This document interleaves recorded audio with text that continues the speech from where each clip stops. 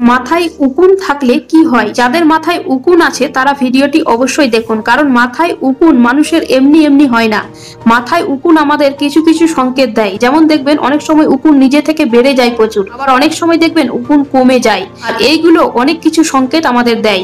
তাই মাথায় উকুন থাকলে কি হয় এবং উকুন বেশি হয়ে গেলে কি হয়, উকুন কমে গেলে কি হয়, সেটা আমাদের কি লক্ষণ দেয় আমাদেরকে এটা জেনে রাখা উচিত। অনেক স্ত্রী দেখবেন নিজে নিজে মাথায় হাত দিয়ে উকুন বাছে, আবার অনেকে আছে অন্যকে দিয়ে উকুন বের করায় মাথা থেকে। দেখুন, যখন আমাদের বেশি পরিমাণে মাথায় উকুন হয়ে যায় তখন আমাদের সেটা দারিদ্রতা, দুর্দশা, জীবনে খারাপ সময় আসার, বিপদ আসার অর্থাৎ সংকেত দেয়।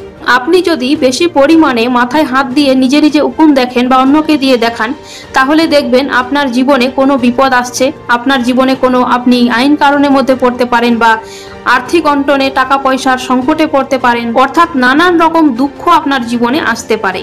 এবার যদি দেখছেন হঠাৎ করে আপনার মাথার উকুন কমে যাচ্ছে, তাহলে বুঝবেন এবার আপনার সুখের সময় আসবে। আপনি যেটি মনে মনে চাইতেন, যেটি প্রার্থনা করতেন ঠাকুরের কাছে, সেই প্রার্থনা এবার আপনার সফল হবে।